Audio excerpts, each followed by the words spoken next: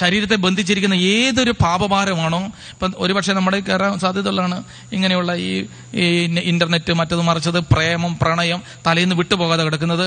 ചിലപ്പോൾ നമ്മൾ വിചാരിക്കും ഇതായിരിക്കും ഏറ്റവും ശരി, നമ്മൾ പ്രാർത്ഥിച്ചാൽ മതി. ചിലപ്പോൾ ഒരു അച്ഛനെ സുഖപ്പെടുത്താൻ കഴിഞ്ഞെന്ന് വരില്ല, ഒരു തിരുമേനിക്ക് സുഖപ്പെടുത്താൻ കഴിഞ്ഞെന്ന് വരില്ല. പക്ഷെ യേശുവിന്റെ സ്നേഹത്തിന് സുഖപ്പെടുത്താൻ കഴിയും.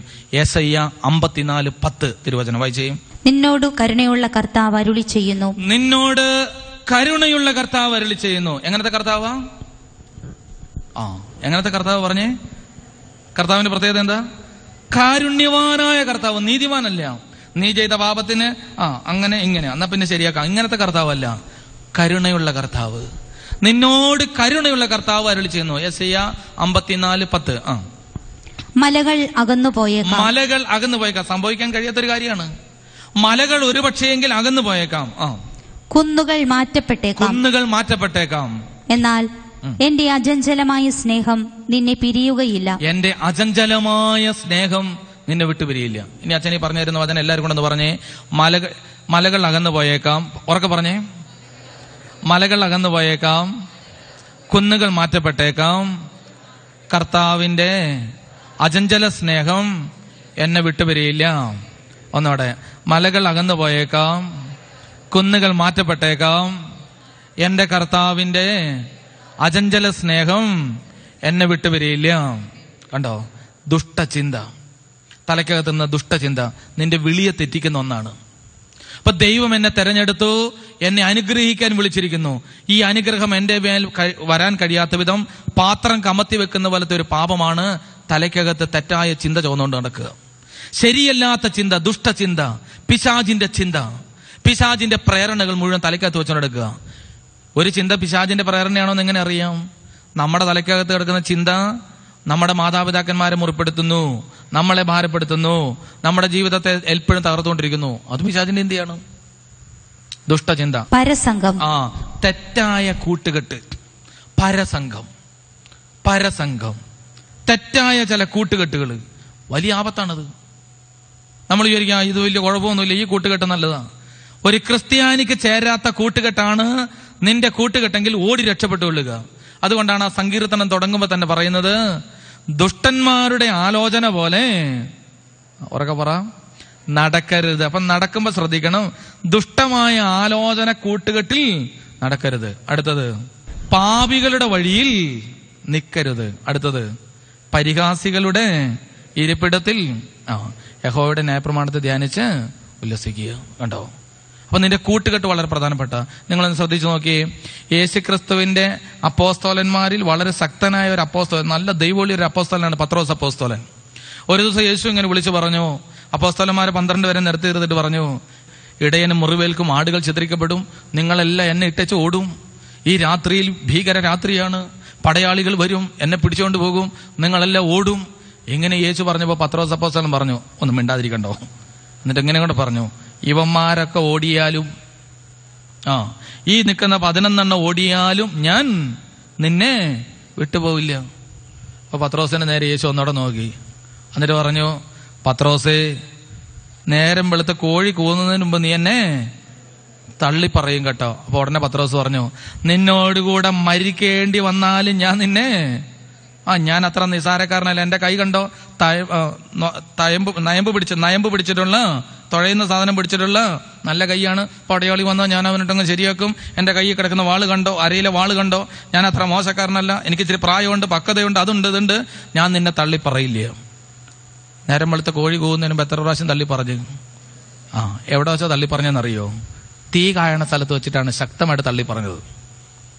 തീ കായാൻ പോയിരുന്നപ്പോഴാണ് ശക്തമായി തള്ളി പറഞ്ഞ് പ്രാഗി ആണയിടാൻ തുടങ്ങുന്നത്. പീലാത്തോസിന്റെ കൊട്ടാരത്തിൽ യേശുവിനെ നഗ്നനായി വിധിച്ചുകൊണ്ടിരിക്കുമ്പോൾ തള്ളിപ്പറയില്ലെന്ന് പറഞ്ഞ ശിഷ്യൻ ആരുടെ കൂട്ടത്തിലാണ് ഉള്ളത്? തീ കായുന്ന കൂട്ടത്തിൽ. അവിടെ ആരാ ഉള്ളേ?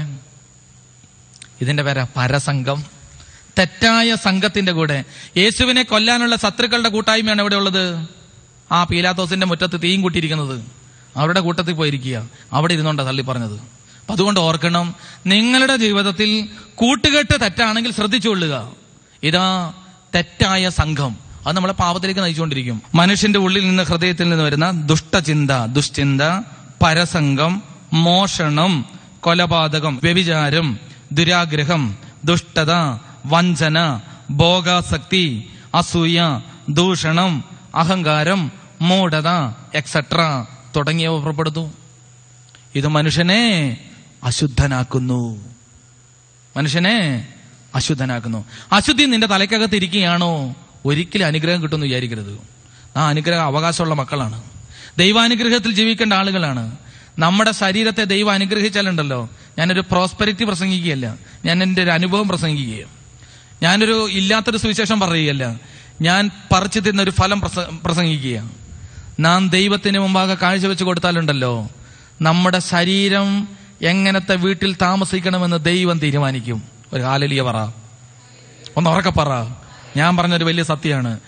ദൈവത്തെ മാനിക്കുന്നവന്റെ ശരീരം ഏത് വീട്ടിലിരിക്കണം, ദൈവത്തെ മാനിക്കുന്നവന്റെ ശരീരത്തിൽ എങ്ങനത്തെ വസ്ത്രം ഇടണം, അവൻ എങ്ങനത്തെ വാഹനത്തിൽ യാത്ര ചെയ്യണം, അവൻ ആരുടെ കൂടെ താമസിക്കണം, അവൻ എത്ര നാൾ താമസിക്കണം, അവൻ എങ്ങനെ ജീവിക്കണം, ദൈവം തീരുമാനിക്കും. പിശാചല്ല പിന്നെ നമ്മുടെ ഉടയവൻ. ദൈവം നമ്മുടെ പിതാവായി മാറും, നമ്മൾ മക്കളായി മാറും. മക്കളെങ്കിൽ അവകാശികളാകെ മാറും. അതുകൊണ്ട് നമ്മൾ ഓർക്കുക, അനുഗ്രഹം നമ്മുടെ അവകാശമാണ്. നാം ദൈവത്താൽ അനുഗ്രഹിക്കപ്പെടാനുള്ളവരാണ്. നിങ്ങൾ സ്കൂളിൽ പഠിച്ചുകൊണ്ടിരിക്കുകയാണോ, കോളേജിൽ പഠിക്കുകയാണോ, ഈ പഠനം നിങ്ങൾക്ക് ദൈവം ഒരു അനുഗ്രഹമാക്കി മാറ്റും. ദൈവത്തിനെ ആശ്രയിച്ച് തുടങ്ങിയതാ. ഈ പഠനം, അതിന്റെ ജ്ഞാനം കൊണ്ട് ദൈവം നിങ്ങളെ അനുഗ്രഹിക്കും. സ്കൂളിൽ ഒന്നാമനാകുന്നതൊന്നും അല്ല അനുഗ്രഹം എന്ന് പറയുന്നത്. ഇപ്പൊ എന്റെ ക്ലാസ്സിൽ പഠിച്ച 1ാം റാങ്ക് കിട്ടിയ പല പിള്ളേരും ഉണ്ട്. അവരിന്ന് ചെറിയ ജോലിയൊക്കെ ചെയ്ത് ചിലർ ജീവിക്കുന്നുണ്ട്, ചിലരെങ്ങും എത്തിയിട്ടില്ല. എന്നാൽ ഇതാ അന്നും ദൈവത്തെ മഹത്വപ്പെടുത്തി നടന്ന ചില മക്കളുടെ വിജയമുണ്ട്. ഞാൻ എൻ്റെ ഒരു കൂട്ടുകാരൻ്റെ അനുഭവം പറയാം. ചില ദൈവവിളിയുടെ പ്രത്യേകത. ഞങ്ങൾ 3 കൂട്ടുകാരായിരുന്നു ഉണ്ടായിരുന്നത്. ഞങ്ങൾ 3 പേരും കൂടി തെറ്റില്ലാതെ ജീവിക്കുന്നു. ഞങ്ങളുടെ കൂട്ടത്തിലുള്ള ഒരാള് ഒരു ടീച്ചറുടെ മകനാണ്. അവന്റെ അപ്പനും അമ്മയും ടീച്ചേഴ്സാണ്. അവന് നല്ല ഓർമ്മശക്തിയും അറിവും ജ്ഞാനും ഒക്കെ. സ്കൂളിൽ ഒരു ഒറ്റ പ്രാവശ്യം ക്ലാസ് എടുത്താൽ മതി, അവൻ അതുപോലെ മനസ്സിലാകും. ഞങ്ങൾ 2 പേരും, ഞാനൊരു ആവറേജ് എന്തെങ്കിലും പറയാം, മറ്റേ പുള്ളിക്കാരൻ ബിലോ ആവറേജ്, ഒന്നും മനസ്സിലാവില്ല അതിന്. അങ്ങനെ 10ാം ക്ലാസ് ഒക്കെ കഴിഞ്ഞ് 10ാം ക്ലാസ് പരീക്ഷ എഴുതി കഴിഞ്ഞപ്പം ഒട്ടും പഠിക്കാത്ത എൻ്റെ കൂട്ടുകാരൻ്റെ അപ്പച്ചനും എൻ്റെ അപ്പച്ചനും അവരിച്ചിരി നല്ല സുഹൃത്തുക്കളാണ്. അവര് നോക്കിയിട്ട് പറഞ്ഞു, ഇവന്മാരെ പഠിക്കാൻ വിട്ടിട്ടൊന്നും വലിയ കാര്യമുണ്ടെന്ന് തോന്നണില്ല, ഇവന്മാരുടെ പഠിത്തമൊന്നും അത്ര നന്നാവും തോന്നണില്ല, എങ്കിലും പേടിപ്പിക്കും. അന്നത്തെ കാലത്ത് ഇന്നത്തെ പോലെയല്ല, വടിയൊക്കെ എടുത്ത് ഇങ്ങനെ പിച്ചാത്തിക്ക് എടുത്ത് വെച്ചാൽ തോറ്റിട്ട് വന്നാൽ ശരിയാക്കും എന്നൊക്കെ പറഞ്ഞ് നമ്മളെ പഠിപ്പിക്കുന്നത്. അന്ന് മെയ് 27-നാണ് 10ാം ക്ലാസ്സിൽ റിസൾട്ട് വരുന്നത്. ഒരു മെയ് മാസം ആദ്യമായപ്പം എൻ്റെ അപ്പൻ എൻ്റെ കയ്യിൽ ഒരു 10 രൂപ എടുത്തു തന്നു. എൻ്റെ കൂട്ടുകാരൻ്റെ അപ്പൻ, പഠിക്കാത്ത കൂട്ടുകാരൻ്റെ അപ്പൻ, അവൻ്റെ കയ്യിലും ഒരു 10 രൂപ കൊടുത്തു. മിച്ചർ വാങ്ങി തിന്നാനല്ല. 10ാം ക്ലാസ്സിലെ റിസൾട്ട് വന്നിട്ട് തോറ്റു എന്നറിഞ്ഞാൽ ഇനി വീട്ടിലേക്ക് വരണ്ട, ഈ 10 രൂപ കുടുംബ സ്വത്താണ്, ഏതിലെങ്കിലും പൊക്കൊള്ളുക, ഇനി ഇങ്ങോട്ട് വരണ്ട. പ്രിയപ്പെട്ടവരെ, ഞാനും ആ കൂട്ടുകാരനും 10 രൂപയ്ക്ക് അന്നത്തെ കാലത്ത് എന്തോരം മെഴുകുതിരി കിട്ടുമോ അത്രയും മെഴുകുതിരി ഞങ്ങളുടെ നാട്ടിലുള്ള മുഴുവൻ കുരിശൻ തൊട്ടി കൂടെ കൊണ്ട് കത്തിച്ചു. അപ്പൊ ഞങ്ങളുടെ നാട്ടിൽ ആ നാളുകളിൽ കുരിശൻ തൊട്ടികൾക്കൊക്കെ നല്ല അനുഗ്രഹമായിരുന്നു. കാരണം ഞങ്ങൾ അന്നൊക്കെ ഒരു മെഴുകുതിരിക്ക് 10 പൈസ കണ്ടുള്ളൂ. 10 രൂപയ്ക്ക് ഇഷ്ടംമാതിരി മെഴുകുതിരി, പീക്കിരി മെഴുകുതിരി കിട്ടും. എല്ലാ കുരിശൻ തൊട്ടി കൊണ്ട് കത്തിക്കുക. എന്റെ പുണ്യാള, എന്റെ ബാവായ, എന്റെ സെബസ്ത്യാനോസായി, എല്ലാ പുണ്യവാന്മാരുടെ പേരും പറഞ്ഞൊന്ന് ജയിപ്പിക്കണേന്ന് പറഞ്ഞു. ഈ ടീച്ചർമാരുടെ മകൻ, അവന് നല്ല ഉറപ്പുണ്ട് അവൻ ജയിക്കുന്നുള്ളത്. ഇതാ റിസൾട്ട് വന്നു, അവന് ഡിസ്റ്റിങ്ഷൻ മാർക്ക്. മെഴുകുതിരി കത്തിച്ചുകൊണ്ട് മാത്രമാണ് തോന്നുന്നു ഞാൻ ജയിച്ചു. മറ്റേ പുള്ളിക്കാരൻ മെഴുകുതിരി കത്തിച്ചതിന്റെ അനുഗ്രഹം എനിക്ക് കിട്ടി, അവൻ തോറ്റു. ആ പുള്ളി തോറ്റു, ഞാൻ കഷ്ടി ജയിച്ചു. മറ്റേ കൂട്ടുകാരുടെ നല്ല മാർക്ക്.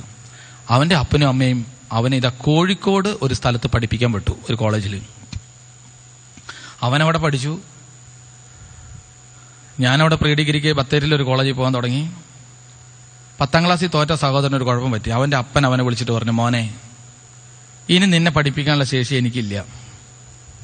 നിന്റെ താഴെ പിള്ളേരുണ്ട്, നമുക്ക് 5-6 ഏക്കർ സ്ഥലമൊക്കെ ഉണ്ട്, നീ കൃഷി കാര്യങ്ങളിൽ ഇടപെട്ട് ജീവിച്ചോളുക, ഇനി പഠിക്കണ്ട. അവന്റെ ഉള്ളിലൊരു സന്തോഷം തോന്നിയെന്ന് എനിക്ക് തോന്നണേ.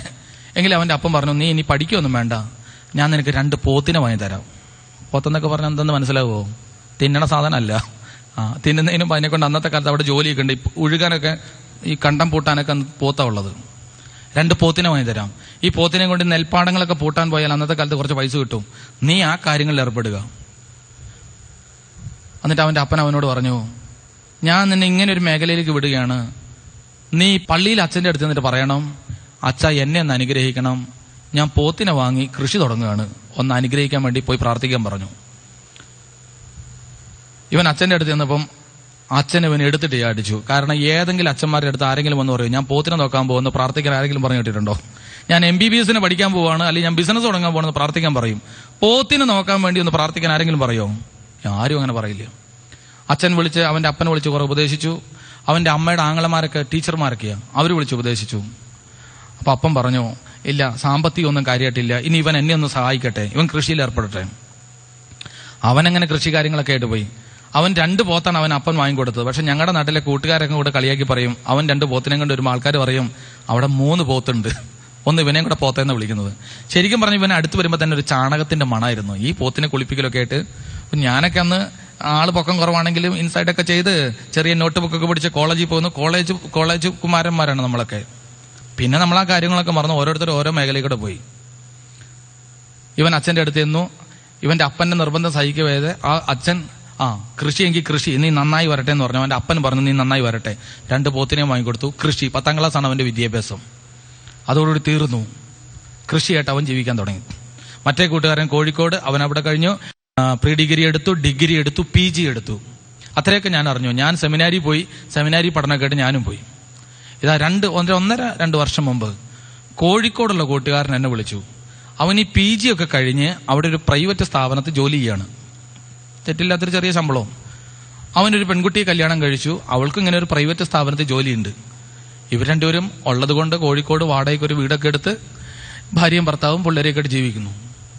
ഇവൻ എന്നെ ഇന്നാൾ വിളിച്ചിട്ട് പറയാണ്, 1.5 വർഷം വിളിച്ചിട്ട് പറയാണ്, റജി അച്ഛനായി നീ ഇപ്പോൾ ഏത് പള്ളിയിലെ കാര്യങ്ങളൊക്കെ ചോദിച്ചിട്ട് പറഞ്ഞു, എടാ 10ാം ക്ലാസ്സിൽ തോറ്റാ മതിയായിരുന്നു കേട്ടോ. അപ്പൊ ഞാൻ ചോദിച്ചാൽ അങ്ങനെ പറഞ്ഞേ, എടാ 10ൽ തോക്കണയായിരുന്നു നല്ലത്. ഈ സംഭവം പറയാം. ഈ തോറ്റ കൂട്ടുകാരനുണ്ടല്ലോ, അവനൊരു കൃഷിക്കാരുടെ വീട്ടിൽ നിന്ന് തന്നെ കല്യാണം കഴിച്ചു. ഒരു കൃഷി ബേസായ ഒരു വീട്ടിൽ നിന്ന് ഒരു കല്യാണം കഴിച്ചു. ആ പെണ്ണാണെങ്കിൽ അവനേക്കാൾ വലിയ കൃഷിക്കാരി. ഞങ്ങളുടെ അവിടെയൊക്കെ ഈ കുരുമുളക് ചെടിയൊക്കെയാണ് പ്രധാന കൃഷി. ഈ പെൺകുട്ടി അതിന്റെ കാര്യങ്ങളൊക്കെ ചെയ്യും. ചെറിയ പെണ്ണ കല്യാണം കഴിച്ച്, കൃഷിയാണ് അവരുടെ വീട്ടിൽ. അവർക്ക് വലിയ വിദ്യാഭ്യാസമൊന്നുമില്ല. പക്ഷെ ഇവരുടെ പ്രത്യേകത എന്തെന്നറിയോ? ഈ വീടിന്റെ പ്രത്യേകത, എല്ലാ ദിവസവും പള്ളിയിൽ പോകും. അവരുടെ പള്ളിയിൽ ദൈവവും അത് കഴിഞ്ഞിട്ടുള്ള പരിപാടിയുള്ളൂ. കൃഷിയിൽ നിന്ന് എന്നെ കിട്ടിയാലും പള്ളിയിൽ കൊണ്ടു കൊടുക്കും. ദൈവവുമായി ബന്ധപ്പെട്ട ഒരു പ്രധാനപ്പെട്ട ജീവിതം, ഇതാണ് അവരുടെ ജീവിതത്തിന്റെ ഒരു പ്രധാന മേഖല. അങ്ങനെ ജീവിക്കുകയാണ്.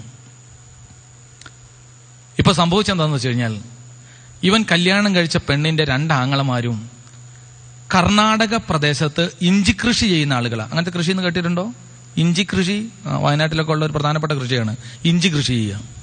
ഇപ്പൊ ഈ കർണാടകത്തിലൊക്കെ ഈ മോട്ടറൊക്കെ നനച്ച് കൃഷി ചെയ്ത് കഴിഞ്ഞാൽ ഒരു ഗുണം, ഇഞ്ചി നന്നായിട്ട് വിളയും. അപ്പൊ 60 കിലോ ഇഞ്ചിക്കാണ് ഒരു ചാക്ക് ഇഞ്ചി എന്ന് പറയും. 60 കിലോ ഇഞ്ചി, 60 കിലോ ഇഞ്ചിക്ക് ഇന്നത്തെ വില, ഇപ്പോഴത്തെ വില 1500 രൂപയുള്ളൂ. പക്ഷെ ഒരിടയ്ക്ക് ഇഞ്ചിക്ക് 60 കിലോ ഇഞ്ചിക്ക് 7000 രൂപയൊക്കെ വില വന്നു. ഈ അളിയന്മാർ ഇഞ്ചി കൃഷി തുടങ്ങിയപ്പോൾ അവർ പറഞ്ഞു, നമുക്ക് നമ്മുടെ അളിയനെ, പെങ്ങടെ ഭർത്താവിനെ കൂടെ ഇഞ്ചി കൃഷിക്ക് കൂട്ടാം. ഇവനെയും കൂട്ടി. ഇവൻ ചെന്നപ്പോൾ എന്താണെന്ന് അറിയാൻ മേല, ഇഞ്ചി അങ്ങോട്ട് പുരോഗമിച്ചു. ആദ്യം 2-3 ഏക്കർ സ്ഥലത്ത് നട്ടത് 10-20 ഏക്കർ സ്ഥലത്ത് ഇഞ്ചിയായി. അളിയന്മാർ ഇവനും കൂടി ഇഞ്ചി കൃഷി അങ്ങ് തുടങ്ങി. 10-20 ഏക്കർ സ്ഥലത്ത് ഇഞ്ചി നട്ട ആ കൊല്ലം 60 കിലോ ഇഞ്ചിക്ക് 7000-8000 രൂപ വില. 1 ഏക്കർ സ്ഥലത്ത് നിന്ന് 500 ചാക്ക് ഇഞ്ചിയാണ് കിട്ടുന്നത്. ഇപ്പൊ 20 ഏക്കർ സ്ഥലത്ത് ഇഞ്ചി നട്ട എത്ര രൂപ കിട്ടുമെന്ന് നിങ്ങൾക്ക് ആലോചിച്ച് നോക്കാം. അന്ന് കുറെ പണം കിട്ടി. പ്ലാസ്റ്റിക്കിന്റെ ചാക്കിലാണ് ഇവർ പൈസ കൊണ്ടുവന്നത് വീട്ടിലേക്ക്, പ്ലാസ്റ്റിക്കിന്റെ ചാക്കിൽ. പിറ്റേ കൊല്ലവും ഇതുപോലെ കൃഷി നടത്തി. ആ കൊല്ലവും ഇതുപോലെ വിളവ്, ഇതുപോലെ വില, പണത്തോട് പണം, ഇഷ്ടംമാതിരി കാശ്.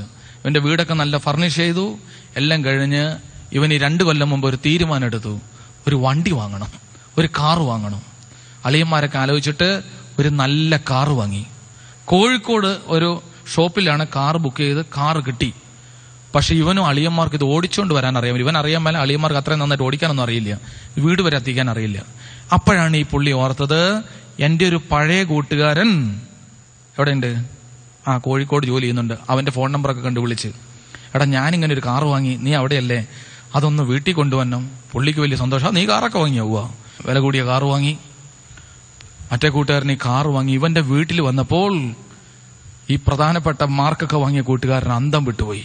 ഇവന്റെ വീടിന്റെ സെറ്റപ്പ്, അതിൻ്റെ അകത്ത് ഫർണിഷിങ്, അവന്റെ മക്കൾ പഠിക്കുന്ന സ്കൂള്, ഇതിനെക്കുറിച്ച് കേട്ടപ്പോൾ ഈ പുള്ളി അന്തം വിട്ടുപോയി. നീ എങ്ങനെയായി, നീ എങ്ങനെ ഈ നിലയിലെത്തി? മറ്റേ കൂട്ടുകാരൻ്റെ അവസ്ഥ എങ്ങനെയെന്നറിയോ? അവൻ ആ കോഴിക്കോട് ചെന്ന് കള്ളും കുടിച്ച് എല്ലാ തോന്നിവാസവും പരിപാടിയൊക്കെ ഉണ്ട്, ഒരു സമാധാനമില്ല. ഉള്ള അഹങ്കാരത്തിന്റെ നിറവിൽ പോയി ജീവിച്ചതാണ്. കയ്യിലില്ല, മുഴുവൻ കടവും കുറെ ക്രെഡിറ്റ് കാർഡും ആയിട്ട് ജീവിക്കുകയാണ്. ഇവനെ കണ്ടപ്പോൾ അന്തം വിട്ടുപോയി. പുറത്തേക്ക് ഇറങ്ങിയിട്ട് എന്നെ ഫോൺ വിളിച്ചിട്ട് പറയാണ്, എടാ 10ാം ക്ലാസ്സിൽ മനസ്സിലായില്ല നിങ്ങൾക്ക്, 10ാം ക്ലാസ്സിൽ തോറ്റാ മതിയായിരുന്നു. അപ്പൊ മുമ്പിൽ നിൽക്കുന്നമാര് വിചാരിച്ചു എന്നാ പിന്നെ തോറ്റേക്കാം. അതല്ല ഞാൻ പറഞ്ഞത്. വിദ്യാധനം മഹാധനം, ഏറ്റവും പ്രധാനപ്പെട്ട ധനം. പക്ഷെ ഇതാ ദൈവം തള്ളിക്കളയില്ല. ദൈവം അവനെ അനുഗ്രഹിച്ചു. ഞാൻ എന്താ പറഞ്ഞെന്നറിയോ? നമുക്കിപ്പോ എന്താ ഉള്ളത്? ജ്ഞാനം അത്രയേ ഉള്ളൂ, അത് മതി. അറിവ് ഇത്രയേ ഉള്ളൂ, അത് മതി. വീട്ടിലെ സൗകര്യങ്ങൾ ഇത്രയേ ഉള്ളൂ, അത് മതി. അതിന്റെ മേൽ അനുഗ്രഹം വരാൻ നീ പ്രാർത്ഥിച്ചുകൊള്ളുക. അതിന്റെ മേലൊരു അനുഗ്രഹം വന്നാൽ അതൊരു അനുഗ്രഹമാണ്. അതിന് വേണ്ട ആദ്യത്തെ ഘടകം എന്ന് പറയുന്നത് വിശുദ്ധിയാണ്. വിശുദ്ധിയാണ്. എന്നതാ? വിശുദ്ധി. എന്നുറക്കെ പറഞ്ഞേ, വിശുദ്ധി. അപ്പൊ അശുദ്ധിപ്പെടുന്ന കാര്യങ്ങളൊക്കെ നമ്മളിപ്പോ വായിച്ചു കേട്ടു. ദുഷ്ടത, പരസംഗം, മറ്റത് മറിച്ചെന്നൊക്കെ പറഞ്ഞ കുറെ കാര്യങ്ങൾ നമ്മൾ കേട്ടു. അശുദ്ധി തലയ്ക്കകത്തിരുന്നാൽ ദൈവാനുഗ്രഹം നമ്മുടെ മേൽ വരില്ല. ദൈവാനുഗ്രഹം എന്നിൽ വരാൻ എന്നിൽ വേണ്ട അടിസ്ഥാന ഘടകമാണ് വിശുദ്ധി, പരിശുദ്ധി. ദൈവത്തിന്റെ പരിശുദ്ധി എന്നിൽ പകരാൻ എന്റെ ജീവിതത്തെ കർത്താവിന് കാഴ്ചവെക്കുക, വിശുദ്ധീകരിക്കപ്പെടുക. ശരി, എവിടെ നിന്നാണ് ഈ വിശുദ്ധി നമുക്ക് കിട്ടുക? ഇപ്പൊ ദൈവവിളിയിൽ ജീവിക്കുന്ന നമുക്ക് വിശുദ്ധിയോടുകൂടി ജീവിക്കണം. ചിന്തിച്ചു നോക്കി, എവിടെ നിന്നാണ് ഈ വിശുദ്ധി കിട്ടുക? വായിക്കുക യെശയ്യാ പ്രവചനം 6-ാം അധ്യായം 1 മുതലുള്ള തിരുവചനം. വിശുദ്ധി എവിടെന്നാ വരണേന്ന് ബൈബിൾ നമ്മളെ പഠിപ്പിക്കുകയാണ്. ഉസിയ രാജാവ് മരിച്ച വർഷം കർത്താവ് ഉന്നതമായ ഒരു സിംഹാസനത്തിൽ ഉപവിഷ്ടനായിരിക്കുന്നു. ഇതാ ഒന്ന് ശ്രദ്ധിച്ചു കേട്ടെ. ഉസിയ രാജാവ് മരിച്ച വർഷം എന്റെ കർത്താവ് ഉന്നതമായ ഒരു സിംഹാസനത്തിൽ ഇരിക്കുന്നത് ഞാൻ കണ്ടു. ഞാൻ ശ്രദ്ധിച്ചേ, എപ്പോഴാ കർത്താവ് ഉന്നതമായ സിംഹാസനത്തിൽ ഇരിക്കുന്നത് യെശയ്യാ പ്രവാചകൻ കണ്ടത്? ഉറക്കെ പറ, ഒന്നോടെ ഉറക്കെ പറ. ഉസിയ രാജാവ് മരിച്ചപ്പോഴാണ് കർത്താവ് സിംഹാസനത്തിൽ ഇരിക്കുന്ന യെശയ്യാ പ്രവാചകൻ കണ്ടത്. അപ്പൊ ഞാനൊരു ചോദ്യം ചോദിക്കാം. ഉസിയ രാജാവ് മരിക്കുന്നതിന് മുമ്പ് കർത്താവ് എവിടെ ഇരുന്നപ്പം? കർത്താവ് അവിടെ തന്നെയാണ് ഇരുന്നത്. പക്ഷെ യെശയ്യാ പ്രവാചകൻ കണ്ടില്ല. എന്താ കാണാത്തതിന് കാരണം എന്നറിയോ?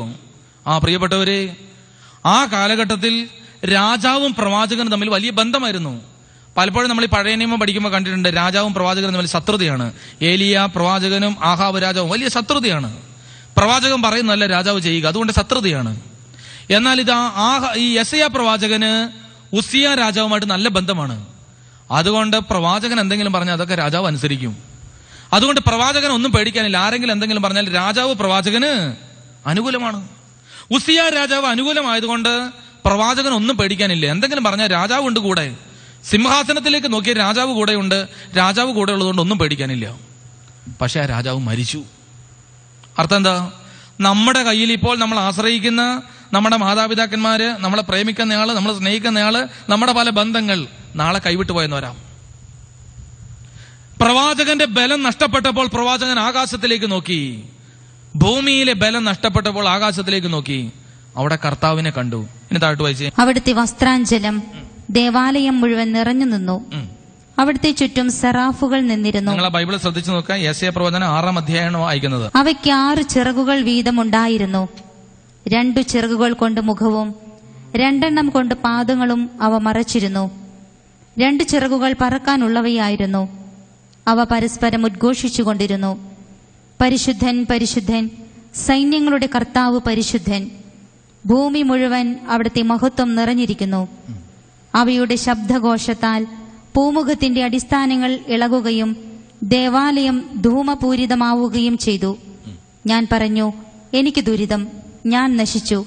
എന്തെന്നാൽ ഞാൻ അശുദ്ധമായ അധരങ്ങളുള്ളവനും അശുദ്ധമായ അധരങ്ങളുള്ളവരുടെ മധ്യേ വസിക്കുന്നവനുമാണ്. എന്തെന്നാൽ സൈന്യങ്ങളുടെ കർത്താവായ രാജാവിനെ എന്റെ നയനങ്ങൾ ദർശിച്ചിരിക്കുന്നു. മക്കളെ ഒന്ന് ശ്രദ്ധിക്കുക. ഇനി യെശയ്യാ പ്രവാചകൻ ഉസിയ രാജാവിൽ ആശ്രയിച്ച് ഉസിയ രാജാവിന്റെ ബലത്തിലൊക്കെ കണ്ടുകൊണ്ട് രാജ്യത്തെ ദൈവപ്രവചനം നടത്തിയ മനുഷ്യനാണ്. എന്നാൽ ഇതാ ആ പ്രവാചകൻ ഉസിയ രാജാവ് മരിച്ചപ്പോൾ താൻ സ്വർഗത്തിലെ ദൈവത്തെങ്കിലേക്ക് നോക്കിയപ്പോൾ ദൈവം സിംഹാസനത്തിൽ ഇരിക്കുന്നത് കണ്ടു. സിംഹാസനത്തിൽ ദൈവം ഇരിക്കുന്ന അയാൾ കണ്ടത് ഇങ്ങനെയാണ്: 6 ചിറകുള്ള ശ്രോപ്പന്മാരുടെ വൃന്ദം ദൈവത്തെ സ്തുതിച്ച് ആരാധിക്കുന്നതാണ് അയാൾ കണ്ടത്. ഒന്നോടെ ശ്രദ്ധിക്കണം. വിശുദ്ധന്മാരുടെ ഗണം, മാലാഖമാരുടെ വൃന്ദം ദൈവത്തെ സ്തുതിച്ച് ആരാധിച്ചുകൊണ്ടിരിക്കുന്നതാണ് പ്രവാചകൻ കണ്ടത്. ഉടനെ പ്രവാചകൻ പൊട്ടിക്കരഞ്ഞുകൊണ്ട് പറഞ്ഞു, ഞാൻ അശുദ്ധനാണ്, ഞാൻ ഭൂമിയിലെ രാജാവിനെ നോക്കി ജീവിച്ചവനാണ്, എന്നാൽ ആകാശത്തിലെ ദൈവത്തെ നോക്കിയപ്പോൾ സ്തുതിച്ചുകൊണ്ടിരിക്കുന്ന സ്തുതിക്ക് യോഗ്യനായവനാണ്. അപ്പോൾ പ്രവാചകന് മനസ്സിലായി, എനിക്ക് ഈ ദൈവത്തിന്റെ അടുത്തേക്ക് വരാൻ യോഗ്യതയില്ല, കാരണം എന്റെ ഉള്ളിൽ അശുദ്ധിയാണ് കിടക്കുന്നത്. അവൻ ഈ ആരാധന കണ്ടപ്പോൾ അവന്റെ അശുദ്ധി തിരിച്ചറിഞ്ഞു. അപ്പോൾ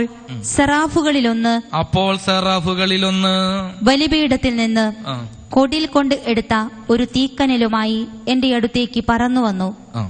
അവൻ എന്റെ അധരങ്ങളെ സ്പർശിച്ചിട്ട് പറഞ്ഞു, ഇതു നിന്റെ അധരങ്ങളെ സ്പർശിച്ചിരിക്കുന്നു. നിന്റെ മാലിന്യം നീക്കപ്പെട്ടു, നിന്റെ പാപം ക്ഷമിക്കപ്പെട്ടിരിക്കുന്നു. നിന്റെ മാലിന്യം നീങ്ങി, അശുദ്ധി മാറി, നീ വിശുദ്ധീകരിക്കപ്പെട്ടു, പാപം ക്ഷമിച്ചു. എപ്പോഴെന്നറിയോ? ആരാധന കണ്ടപ്പോൾ അവന്റെ മേലിതാ അഗ്നിക്കട്ട വന്നിറങ്ങിയപ്പോൾ.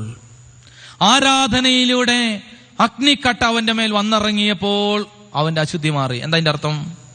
വിശുദ്ധി എവിടെ നിന്ന് കിട്ടും? ദൈവത്തിന്റെ സന്നിധിയിൽ നിന്ന്. എന്ത് ചെയ്യുമ്പോൾ? ആരാധിക്കുമ്പോൾ. എന്നാ ചെയ്യുമ്പോൾ? മനസ്സിലായില്ല? എന്ത് ചെയ്യുമ്പോൾ? ദൈവത്തെ ആരാധിക്കുമ്പോൾ. അതിനാ നമ്മൾ ഈ ആരാധിക്കുക എന്ന് പറയുന്നത്. നിങ്ങൾ എന്തിനാ പള്ളി പോകുന്നത്? പള്ളി പോകുന്നത് നിങ്ങളുടെ ജീവിതത്തിൽ എന്തെങ്കിലും കാര്യം നടക്കാനല്ല, ദൈവത്തെ ആരാധിക്കാൻ. എന്തിനാ ആരാധിക്കുന്നത്? ദൈവത്തിന്റെ പരിശുദ്ധി നമ്മളിലേക്ക് ഒഴുകാൻ. ദൈവത്തിന്റെ പരിശുദ്ധി നമ്മളിലേക്ക് ഒഴുകി വരുന്നത് ആരാധനയിലൂടെയാണ്, സ്തുതിയിലൂടെയാണ്. അതുകൊണ്ട് നമ്മൾ എപ്പോഴും പറയും, ദൈവത്തെ സ്തുതിക്കുക. ദൈവത്തെ സ്തുതിച്ച്, ദൈവത്തെ വന്ദിച്ച്, ദൈവത്തെ മഹത്വപ്പെടുത്തിക്കൊണ്ടിരുന്നപ്പോൾ പാപം ഒഴുകിപ്പോയി, പാപം ക്ഷമിക്കപ്പെട്ടു, അശുദ്ധി മാറിപ്പോയി. അതുകൊണ്ട് ഓർക്കുക, നമ്മൾ വിശുദ്ധീകരിക്കപ്പെടാനുള്ള വളരെ പ്രധാനപ്പെട്ട ഒരു ഭാഗമാണ് ദൈവസ്തുതി, ദൈവാരാധന. അതുകൊണ്ട് നമ്മൾ കൈകൊട്ടി പാടാനൊക്കെ പറഞ്ഞ് നിർബന്ധിക്കുന്നത്. പാടുക, സ്തുതിക്കുക, ആരാധിക്കുക. ദൈവാരാധനയിലേക്ക് നമുക്ക് പങ്കാളിത്തം കിട്ടുമ്പോൾ മാലാഖമാർ നമ്മളെ അഗ്നിക്കൊടിൽ കൊണ്ട് തൊടും. ഇനി നിങ്ങളൊന്ന് ശ്രദ്ധിച്ചു നോക്കിയേ, മാലാഖ അഗ്നിക്കൊടിൽ കൊണ്ടാണ് തീക്കട്ടെടുത്തത്. എന്തുകൊണ്ടാണ് കൈ കൊണ്ടെടുക്കാഞ്ഞത്? കൈ കൊണ്ടെടുത്താൽ മാലാഖയ്ക്ക് പോലും പൊള്ളും. മാലാഖയ്ക്ക് പോലും പൊള്ളുന്ന തീക്കട്ട അഗ്നിക്കൊടിൽ കൊണ്ടെടുത്ത് യെശയ്യാ പ്രവാചകന്റെ അടുത്തുകൊണ്ട് എവിടെ തൊട്ടു? ചുണ്ടിൽ തൊട്ടു. നമ്മുടെ ശരീരത്തിലെ ഏറ്റവും സോഫ്റ്റ് ആയ ഒരു സ്ഥലം ഏതാ? ചുണ്ടാണ്. എത്ര സോഫ്റ്റ് ആണ് ചുണ്ട്! നമ്മുടെ ഉള്ളം കൈയിലൊക്കെ ചിലപ്പോൾ നമ്മുടെ അമ്മച്ചിമാരൊക്കെ തീക്കട്ടെടുത്ത് കളിക്കുന്ന നമ്മൾ കണ്ടിട്ടുണ്ട് അല്ലേ? ഈ അടുപ്പിൽ നിന്ന് തീക്കട്ടെടുത്തിട്ട് അപ്പുറത്തേക്ക് ഒരൊറ്റ ഏറൊക്കെ കൊടുക്കുന്ന കണ്ടിട്ടുണ്ട്. എന്നാൽ പിന്നെ ഏതെങ്കിലും അമ്മമാര് ചുണ്ട് കൊണ്ട് കടിച്ച് അപ്പുറത്തേക്ക് ഇടുന്ന കണ്ടിട്ടുണ്ടോ? ഇല്ലയോ? ചുണ്ട് അത്ര സോഫ്റ്റ് ആണ്. പക്ഷെ ഇതാ ഈ അഗ്നിക്കട്ട യെശയ്യാ പ്രവാചകന്റെ ചുണ്ടിലാണ് തൊട്ടത്. ഏതാണ് ഈ അഗ്നിക്കട്ട?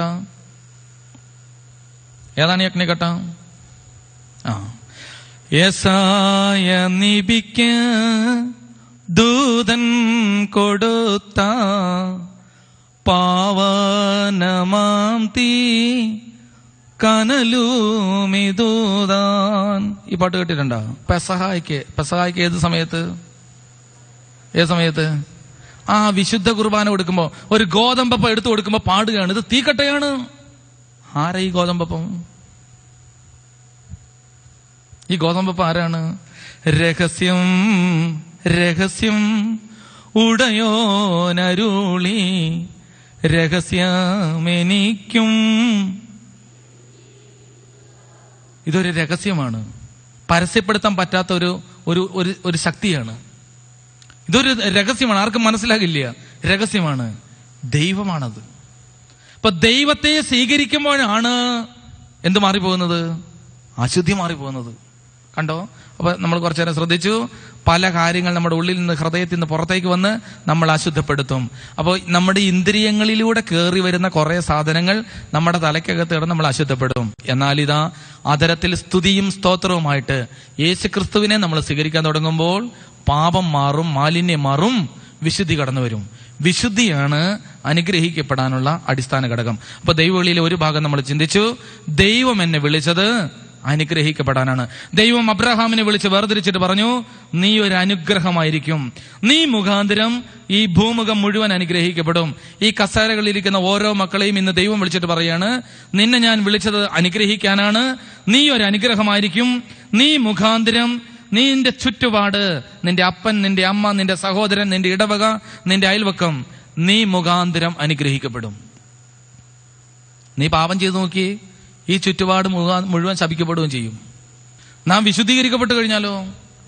ദൈവം പറയാണ്, ആദമിനോട് പറഞ്ഞു, നീ മുഖാന്തരം ഭൂമി ശപിക്കപ്പെട്ടിരിക്കുന്നു. അല്ലേ? അങ്ങനെയല്ലേ പറഞ്ഞേ?